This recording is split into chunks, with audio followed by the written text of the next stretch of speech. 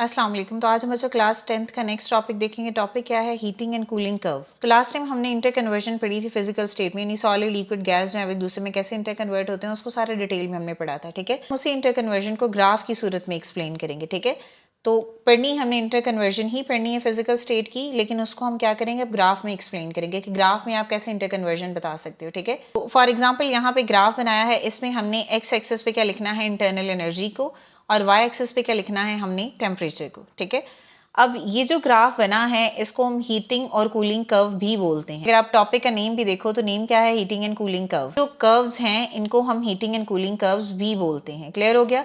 अब हम इसको एक्सप्लेन करते हैं और इसमें हमने इंटर कन्वर्जन ही पढ़नी है फिजिकल फेजेस की। क्लियर है?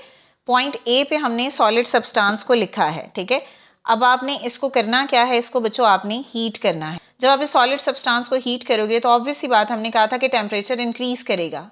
जब आप हीट करते हो तो काइनेटिक एनर्जी इंक्रीज कर जाती है, मींस पार्टिकल्स की जो मोशन है वो इंक्रीज कर जाएगी। सॉलिड के पार्टिकल्स होते तो हमने कहा था कि ऑर्डर फॉर्म में होते हैं, अरेंज्ड होते हैं। जब आप हीट करते जाओगे तो उनकी जो अरेंजमेंट है वो क्या हो जाएगी? खत्म हो जाएगी, यानी अपनी वो मेन पोजीशन से भी हिल जाएंगे। क्लियर?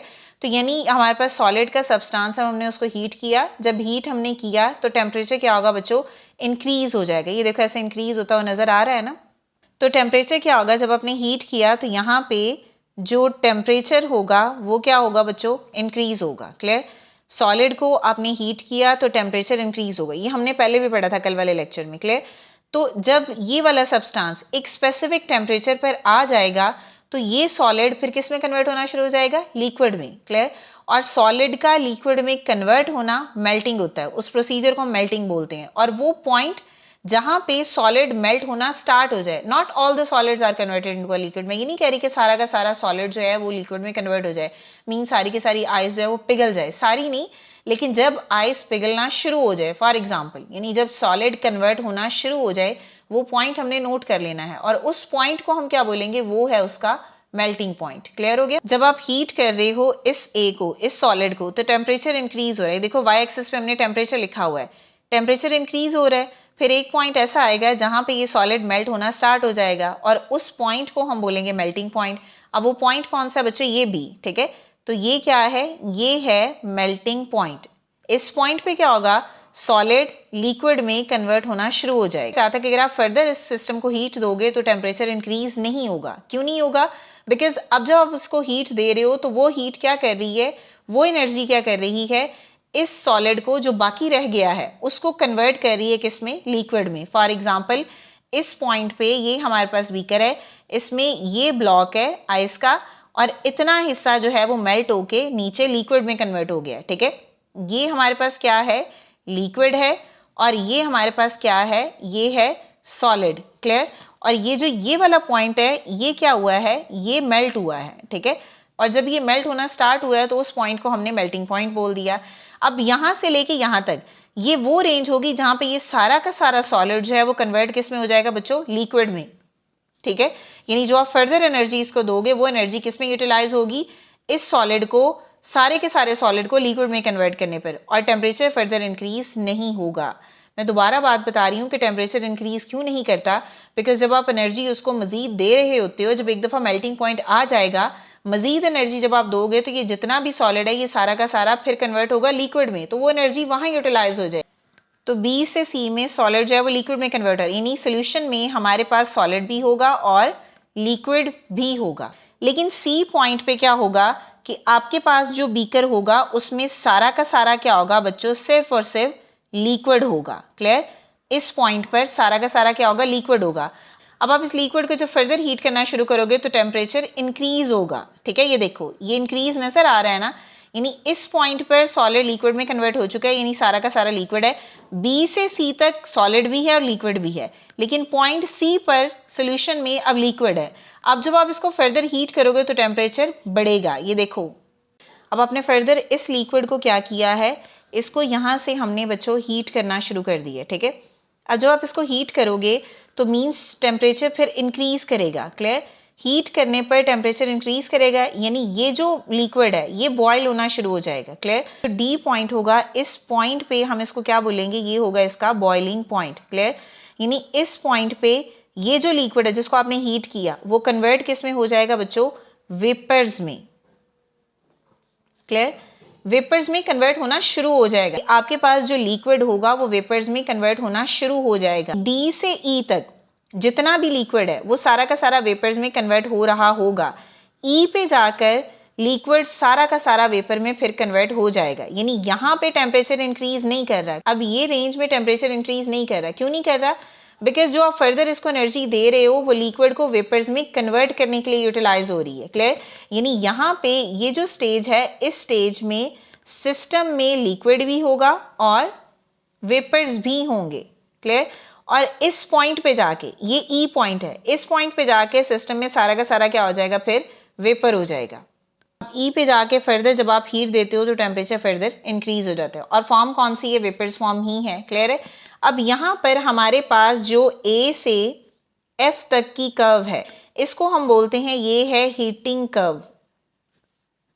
अब ये जो ए से एफ तक की कर्व है इसको हम बोलते हैं हीटिंग कर्व। अब हमने ऐसे ही वापस जो है वो नीचे आना है और यहाँ से हमने फिर दूसरी कर्व यानी कूलिंग कर्व के बारे में डिटेल में पढ़ना। अब हमने रिवर्स देखना है, ठीक है।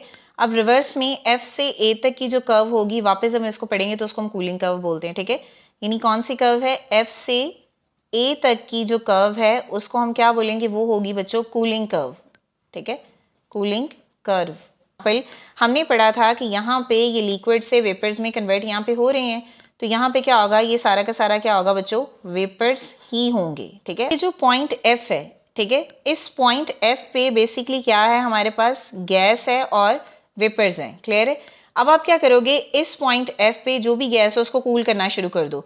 तो देखो जब आप कूल करोगे तो टेम्परेचर डाउनवर्ड आ रहा है, तो टेम्परेचर क्या होगा बच्चों? डिक्रीज होगा, ठीक है। तो ई पॉइंट पर आके क्या होगा कि यहाँ पे ये जो गैस है, जब टेम्परेचर डिक्रीज होगा तो वो गैस किस में कन्वर्ट होना शुरू हो जाएगी बच्चों? लिक्विड में, ठीक है। तो पॉइंट ई पर ये स्टार्ट किस में होना शुरू हो जाएगी? लिक्विड में। तो यहाँ पे मैं आपको लिख देती हूँ किस में कन्वर्ट होगी? लिक्विड में। तो गैस से लिक्विड में कन्वर्जन, अगर आपको याद हो इस प्रोसीजर को हम क्या बोलते हैं? इसको हम बोलते हैं बच्चों कंडेंसेशन। यहाँ पे मैं लिख देती हूँ, क्या होगा ये? कंडेंसेशन, ठीक है। और कंडेंसेशन क्या है? गैस का लिक्विड में कन्वर्ट होना, इस प्रोसीजर को हम कंडेंसेशन बोलते हैं। और इसके अलावा बच्चों इसको हम एक और नाम भी देते हैं और वो नाम क्या है? लिक्विफिक्शन, ठीक है। इसको हम कंडेंसेशन भी बोल सकते हैं और दूसरा नाम क्या है? लिक्विफिक्शन, ठीक है। अब लिक्विफिक्शन बेसिकली क्या होता है? लिक्विफिक्शन एक वो स्टेट है जिसमें स्पेसिफिक कंडीशन यानी टेम्परेचर एंड प्रेशर पे जिसमें जो गैस है वो कन्वर्ट हो रही होती है लिक्विड में। यानी एक ही चीज, आप कंडेंसेशन बोल दो या लिक्विफिक्शन बोल दो। इसका मतलब है अब यहाँ पे ये जो पॉइंट ई है जिसको हमने कंडेंसेशन पॉइंट बोला है, इसमें एग्जैक्ट उतना ही टेम्परेचर होगा जितना कि इस साइड पे बॉइलिंग पॉइंट का है, ठीक है। तो यहाँ पे कंडेंसेशन में सेम टेम्परेचर होगा जितना बॉइलिंग पॉइंट का, क्योंकि ये देखो सेम है ना लाइन, तो मींस कंडेंसेशन में जो टेम्परेचर होगा वो एग्जैक्टली सिमिलर होगा किससे बच्चों? बॉइलिंग पॉइंट से। क्लियर हो गया। को फर्दर जो है वो मजीद कूल करते हो तो फर्दर कूलिंग से क्या होगा कि ये लिक्विड कन्वर्ट किस में हो जाएगा? सॉलिड में, ठीक है। जैसे ये पॉइंट सी है, पॉइंट सी पर, ठीक है। और यहाँ पे जो हमारे पास पॉइंट होगा और यहाँ पे जो टेम्परेचर होगा उसको हम क्या बोलेंगे? ये होगा बच्चों फ्रीजिंग पॉइंट। यहाँ पे हमारे पास फ्रीजिंग पॉइंट होगा। अगर आप लिक्विड को फर्दर कूल करोगे वो फर्दर कूल होकर किस में कन्वर्ट हो जाएगा? सॉलिड में। और इस पॉइंट को हम क्या बोलेंगे? फ्रीजिंग पॉइंट बोलेंगे। क्लियर है। और ये फ्रीजिंग पॉइंट एग्जैक्टली सिमिलर होगा किससे? मेल्टिंग पॉइंट के, क्योंकि यहाँ देखो सामने है ना। इसका मतलब है कि ये जो लाइन हमारे पास सी टू बी है ये क्या शो करिए? शो करिए कूलिंग प्रोसेस को, ठीक है। कूलिंग का मतलब ये होगा कि इसमें हमारे पास ये हमें बता रहा है कि जो लिक्विड है वो कन्वर्ट किस में हो रहा है बच्चों? सॉलिड में, ठीक है। और किसको ये प्रोसीजर को शो कर रहा है? ये कूलिंग के प्रोसेस को शो कर रहा है, ठीक है। और टेम्परेचर क्या है? कांस्टेंट, बिकॉज यहाँ पे देखो टेम्परेचर का कोई चेंज नहीं आ रहा, ठीक है, एट कांस्टेंट टेम्परेचर। तो ये वाली जो नीचे वाली कर्व है इसको हम क्या बोलेंगे? कूलिंग कर्व बोलेंगे। हम एग्जांपल एक्सप्लेन करेंगे वाटर की। अब वाटर का क्योंकि एग्जैक्ट हमें मेल्टिंग पॉइंट बॉइलिंग पॉइंट पता है, हम वहां से वो लिखते जाएंगे, फिर आपको मजीद क्लियर हो जाएगा, ठीक है। तो एग्जाम्पल यहाँ पे हमारे पास किसकी है बच्चों? वाटर की। तो चलो वाटर के अकॉर्डिंग इसको देखते हैं, ठीक है। तो स्टार्ट में अगर आप देखो तो वाटर जो है वो सॉलिड स्टेट में, उसको मेल्ट करना शुरू करोगे तो वाटर का मेल्टिंग पॉइंट कितना होगा? 0 डिग्री सेल्सियस पर वाटर जो है वो मेल्ट होगा। क्लियर। फिर बी से लेके सी तक वो सारा का सारा मेल्ट होगा, ठीक है। मतलब सारा का सारा जो सॉलिड है वो लिक्विड में कन्वर्ट हो रहा होगा, तो इसलिए टेम्परेचर जो है वो चेंज नहीं होगा इसमें। यानी सी पॉइंट पर आकर वो किस में कन्वर्ट हो जाएगा? लिक्विड में। क्लियर है। अब जब आप फर्दर वाटर को हीट करोगे यहाँ पे तो इसका मतलब फर्दर हीट करने पर उसका टेम्परेचर बढ़ जाएगा और डी पॉइंट पे क्या होगा, उसका टेम्परेचर वाटर का 100 डिग्री सेल्सियस होगा। और ये क्या है, ये है बॉइलिंग पॉइंट। पॉइंट पे टेम्परेचर कांस्टेंट रहेगा बिकॉज फर्दर जब आप इसको एनर्जी देते हो तो वो टेम्परेचर इंक्रीज नहीं करेगा, बल्कि वो जो लिक्विड है उसको वेपर्स में कन्वर्ट करेगी वो एनर्जी। तो यहाँ पे टेम्परेचर देखो चेंज नहीं होगा, ठीक है। ये हमारे पास हीटिंग कर्व है। अब ऐसे ही बच्चों हम कूलिंग कर्व के बारे में भी पढ़ेंगे, क्लियर है। तो फॉर एग्जाम्पल अगर आप ऑपोजिट केस में देखो, यहाँ सब आप रिवर्स केस देखो, ठीक है। तो अब यहाँ पे अगर आप रिवर्स केस देखो तो रिवर्स में क्या होगा कि यहाँ पे हमारे पास वेपर्स हैं, यहाँ इसको हम क्या बोल रहे हैं, इसको हम स्टीम बोल रहे हैं, ठीक है। तो इस स्टीम में क्या होगा बच्चों, टेम्परेचर जब आप डिक्रीज करोगे तो यहाँ पे कंडेंसेशन होगी, ठीक है। और आपको याद है मैंने आपको क्या बोला था कि यहाँ पे कंडेंसेशन के पॉइंट में वही टेम्परेचर होगा जो यहाँ पे बॉइलिंग पॉइंट का है। तो यहाँ पे भी टेम्परेचर कितना होगा बच्चों, 100 डिग्री सेल्सियस ही होगा, ठीक है। तो जब आप फर्दर टेम्परेचर डिक्रीज करोगे यानी फर्दर जो है वो कंडेंस होगा, लिक्विड कन्वर्ट होगा सॉलिड में। टेम्परेचर जब आप और डिक्रीज करोगे तो यहाँ पे वही टेम्परेचर होगा, वही पॉइंट होगा जो यहाँ पे मेल्टिंग पॉइंट का है। तो यहाँ पे कितना होगा, अगेन 0 होगा, ठीक है। तो यहाँ पे भी टेम्परेचर कितना होगा, 100 डिग्री, और यहाँ पे भी टेम्परेचर कितना होगा, 0 डिग्री। वो हमने सारा पीछे पढ़ा हुआ है। तो हमारे पास दो लाइंस हैं बी सी और डी ई। जब आप यहाँ पे फर्दर एनर्जी देते हो तो वो फर्दर एनर्जी जो होती है वो टेम्परेचर को इंक्रीज नहीं करती, बल्कि वो एनर्जी यूटिलाइज होती है एक फेज को दूसरी फेज में कन्वर्ट करने में। मतलब सारा का सारा लिक्विड जो है वो गैस में कन्वर्ट हो जाए, सारा का सारा सॉलिड जो है वो लिक्विड में कन्वर्ट हो जाए एज इट इज ऐसे, ठीक है।